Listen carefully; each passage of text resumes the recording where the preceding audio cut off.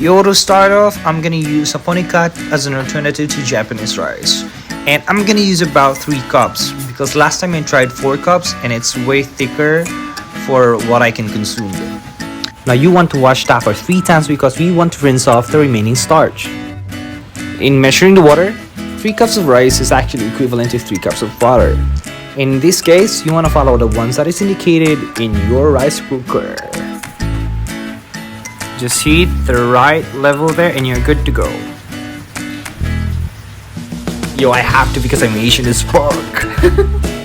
Now for the Kani, if it's too frozen, you want that submerged or bathed in water for about 5 minutes.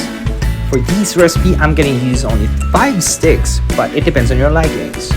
Now for most of you, you're going to peel or shred this off by just manually shredding it off, but I found out it's very convenient if you're just going to roll it over your palms.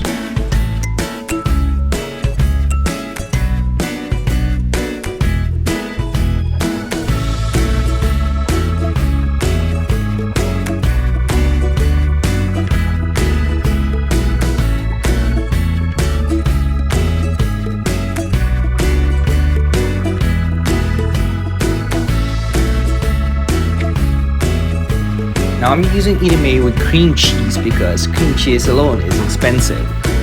Of course, don't forget that Japanese mayo.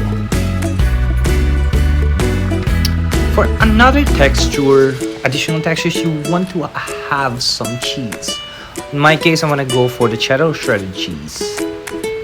And for the tuna, it's always gonna be of your choice. I'm gonna use this kind of brand and flavor. In the absence of sriracha, I'm gonna use a different kind of hot sauce. Now if you're not a fan of hot sauce, you could always skip that one. But if you want some kick, hot sauce is the key.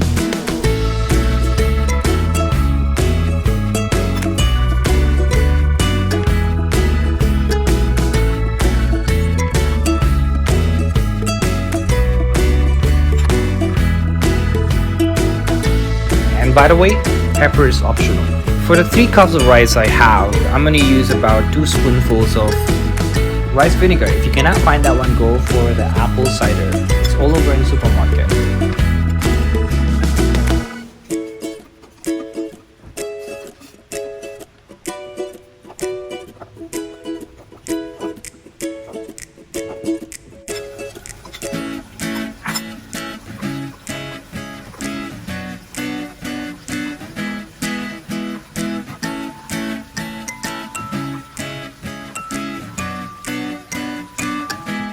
Now this one gives you an option to whether go for the disposable pans or go for the reusable ones.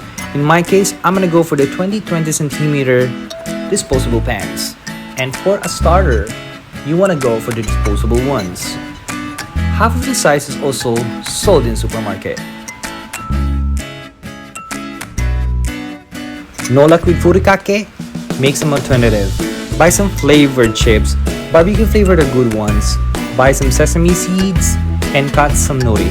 That's good enough for you to make some furikake alternative. And by the way, furikake is supposed to be a toppings, but in my case, I'm gonna add some furikake and shredded cheddar cheese to add some texture.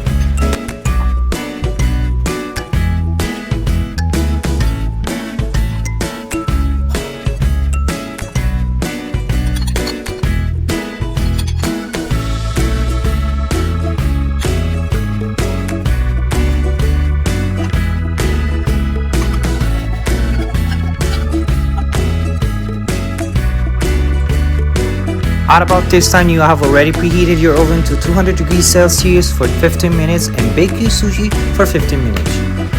Take your sushi off the oven just to add your quick melt cheese.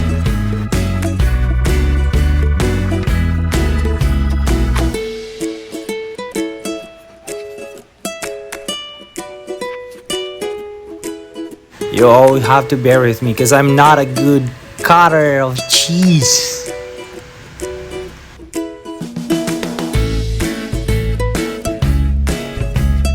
Of course, you have the idea of like go directly to the baking time for 20 minutes, have that cheese already baked in together with, but having it separately baked for another 10 minutes is a good way for you to have that good look and properly melted, not over cooked cheese.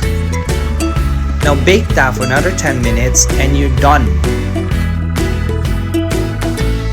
Ta-da! My finished product! Of course, I forgot my furikake and the hot sauce, but it looks good already, so I'm gonna go dig in. Look at that. Ain't that a beaut?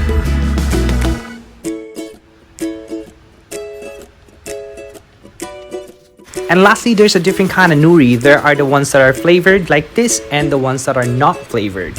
All over the supermarket. Go find one. Dig in! For more like this, don't forget to follow and subscribe.